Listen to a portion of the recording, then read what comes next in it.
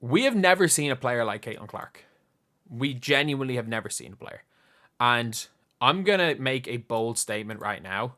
Caitlin Clark is the best rookie since Candace Parker. She's the best rookie guard ever.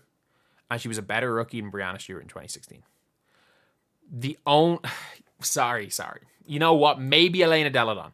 Maybe Deladon, but that is it. But before we get on to, if you guys aren't new to the channel, subscribe. We are 1 off 20.6k. If we could hit that by the end of the day, that'd be incredible. We are 1 single subscriber off.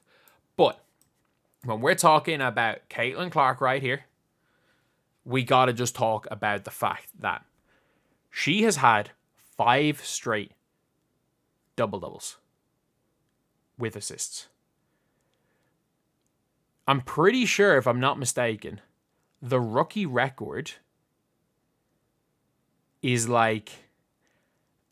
am I right in saying the rookie record is like 5? Or was it 2 or something? And she's had 5 straight? Like... I don't know what it is, but I just know I'm pretty sure she holds that record. I'm pretty sure she already holds the record halfway through the year. But it is madness. It is an absolute madness. Like, she has set the franchise assist record with 13, and she has broke it 4 times in her last 7 games. In her last 7 games, she's had 13 assists 4 times. I think in the month of July, she's averaging she's averaging over 20 points, like 11 assists and 7 rebounds in the month of July. This is madness. This is madness. Like, if she ended a season with that stat line, look, the only person that could ever stop her from winning MVP is what A'ja Wilson is doing right now. Like, she's already the best point guard in the WNBA by that much. She is so much better than Chelsea Gray. And we saw today with her on Celeste Taylor. Look, she's terrible at guarding cuts. She is not a bad on-ball defender. You can see, like, she switches off sometimes off the ball, and that is a big flaw in her game. She switches off the ball. But she is not a bad on-ball defender whatsoever. She's playing bully ball in the post now. She's going to the basket. When she goes to the basket, she's not the fastest, but she looks like she's moving faster than everyone else. The only person who feels like they move faster going downhill is Kennedy Carter. Like, downhill, she's nearly unguardable. She's an incredible passer. Yeah, she's going to turn the ball over a little bit, but that's just because she makes high degree of difficulty passes all the time. She had 7 assists in 7 minutes today. She had 7 assists in 7 minutes today. I think that might be one of the craziest stat lines I've ever seen. And like, people are like, oh, but like, this was a really bad Phoenix team. It was, but this is when Brittany Griner was on the floor. This is when Brittany Griner was playing. She had 7 in 7 minutes. Because Aaliyah Boston was just able to run and she was picking apart Brittany Griner and pick and roll. Do they get the huge lead with Brittany Griner on the floor? But I still think they win the game because Caitlin Clark would have just completely obliterated that Brittany Griner attempting to guard Aaliyah Boston. She probably would have set the assist record. She would have set the all-time assist record if the Fever were not historically bad from 3 today. Like, the Fever today, what did they shoot from 3? It's hard to... Can I find it in the box score for the team? No, you can't. Like, the WNBA is ridiculous. It's absolutely ridiculous. But like, if you look at the 3-point percentage, so Caitlin Clark 2 of 7, not a great percentage, especially because she started off 2 of 3, I think, or maybe she had 1 of 3. She was 2 of 4. She missed her last 3. 3 of 10, 1 of 3, 0 of 5, 0 of 5. So like, what is it? 1 for 8, 1 for 9, 4 for 19. 6 for 26, 6 for 31. Like, they were 6 for 31. They shot under 20% from 3. And the amount of wide open looks that Caitlin Clark got them. But it really doesn't matter. It really doesn't matter at the end of the day. She might break the all-time assist record for assists in a game. And if you don't count the bubble as a season, it's 16. She's going to break it this year. She's going to at least tie it this year. She was 1 off the record for assists in a quarter. This is crazy. She's a rookie. This is 25 games in. This is the worst she's going to be. Caitlin Clark is better at basketball. She is better than people thought she was going to be. Sorry, she's not even better. She's better than anyone who had any idea about WNBA basketball. So, like, obviously there are people that are going to be into WNBA basketball And then there are like the fans that never watched the WNBA that thought she was going to just take over. I thought this league was terrible. But for WNBA fans, you can't deny she is better than anyone thought they're going to be. She was going to be. Look, for me personally, I don't see how you can't give Caitlin Clark Rookie of the Year. I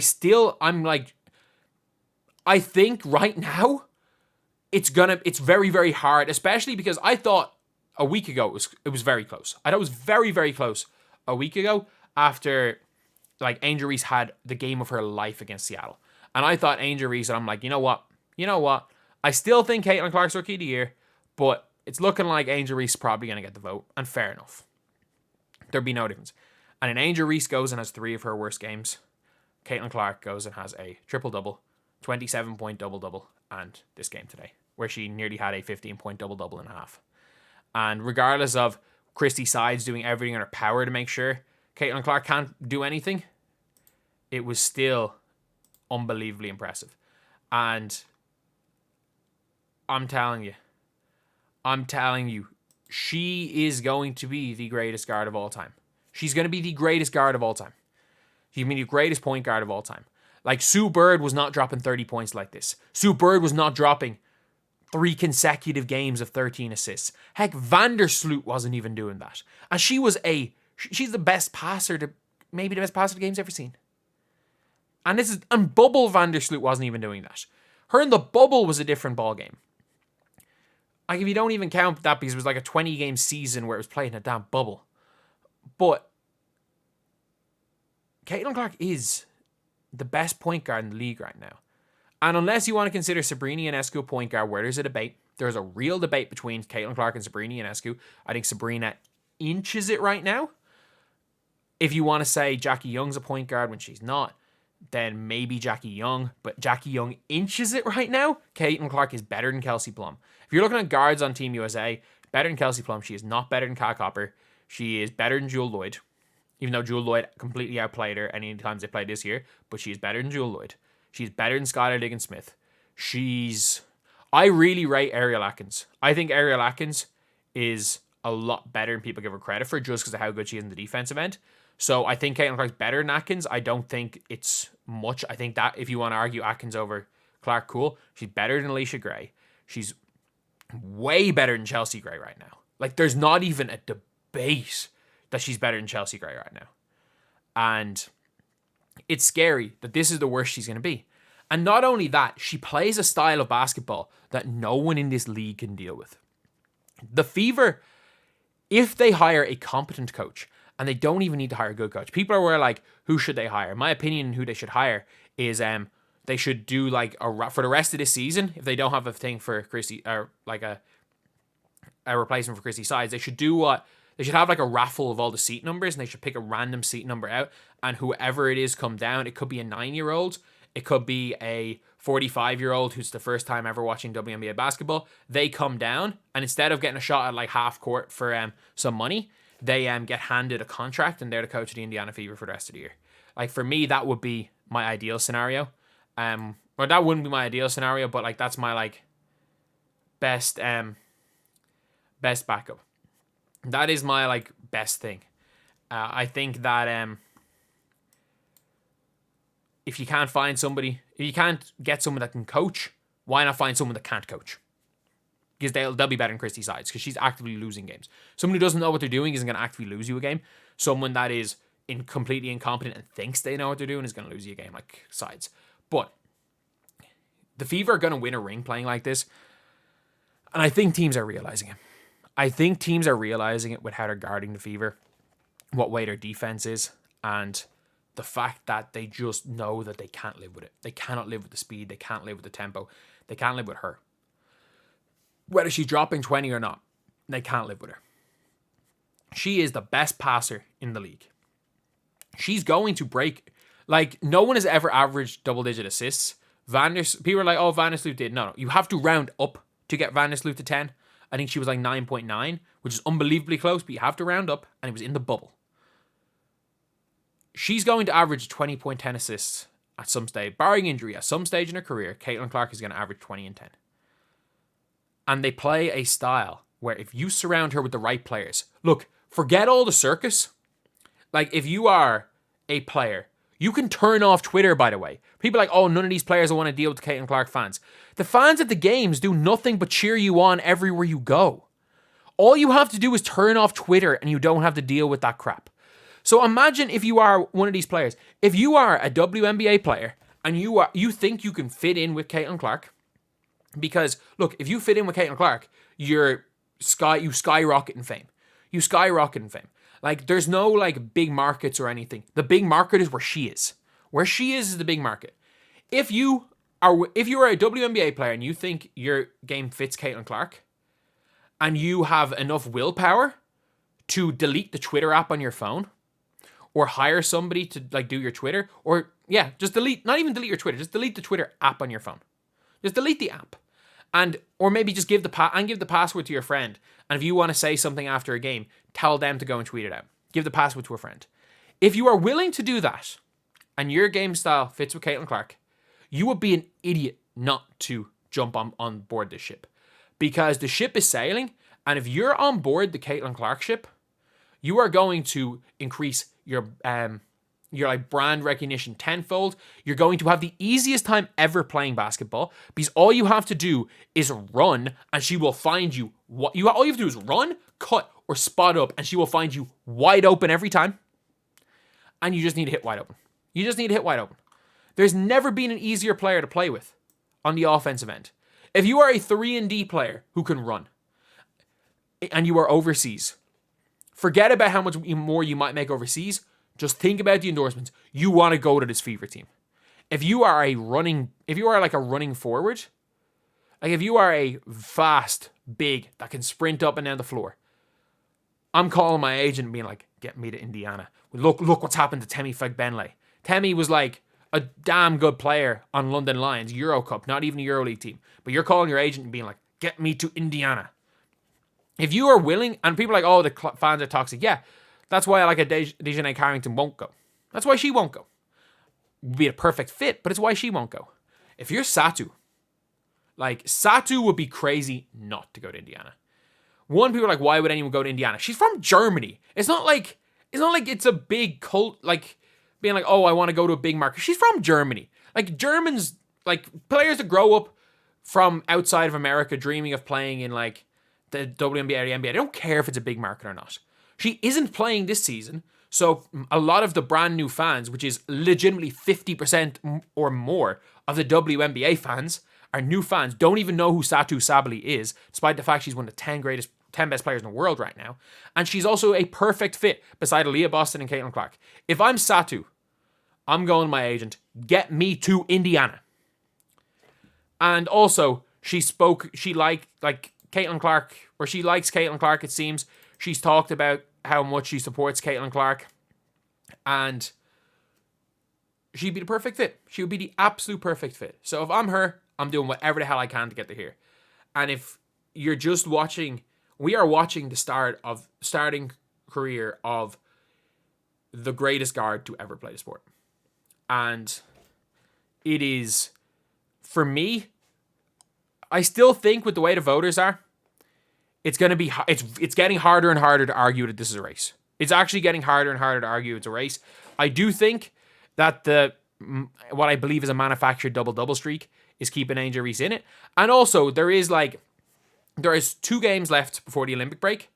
If Clark has 2 stinkers and Angel Reese and Chicago win one of those 2 games, and Angel Reese has like a 20-15 game in one of those, and Caitlin Clark has 2 stinkers, then people are going to start talking more in the Olympic break. There's about to be a 1-month break.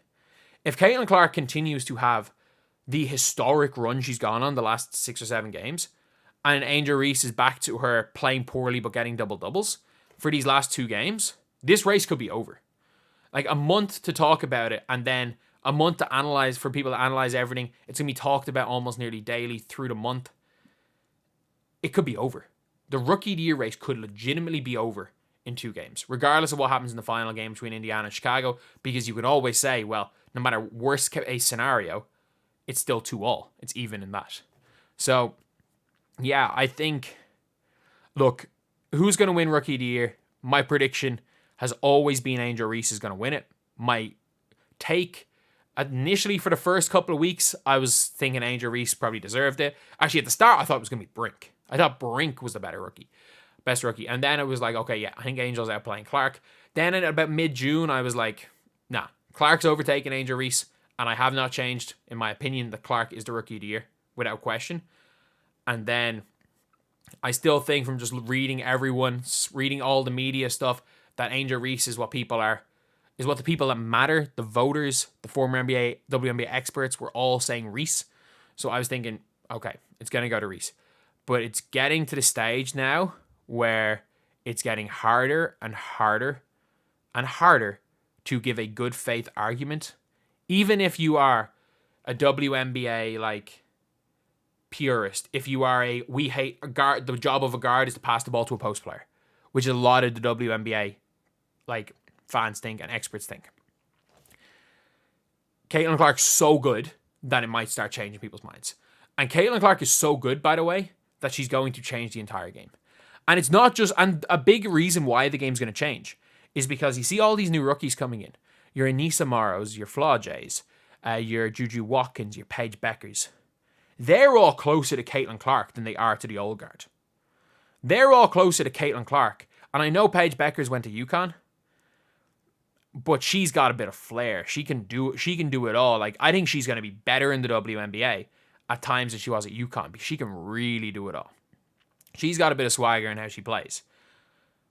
But like the Gino Auriemma style, which became the WNBA style of, for lack of a better word, like smash mouth basketball, that's going to go. Because if you look at these players coming through now, they are athletic bigs like Kiki Iriafen, or they are guards who can handle, shoot, pass, do everything, play fast. So Caitlin Clark is the first, but in 10 years' time, maybe Caitlin Clark will be the best, but this style of play is what it's going to be. And the first team or coach that is able to build around her, and or like the first time she gets a coach that's willing to actually fully commit to this style of play, and Lynn Dunn gets fired and they get a GM who actually will buy players, will sign players who will fit in and trade for players and draft players that will fit in. As soon as that happens, the Indiana Fever will become the best offensive team in the WNBA. And it could potentially happen as soon as, maybe not next year, but as soon as 2026. They could become contenders as soon as 2026 if they can get the right pieces. Unfortunately, Lynn Dunn is incompetent, so I don't think that's going to happen.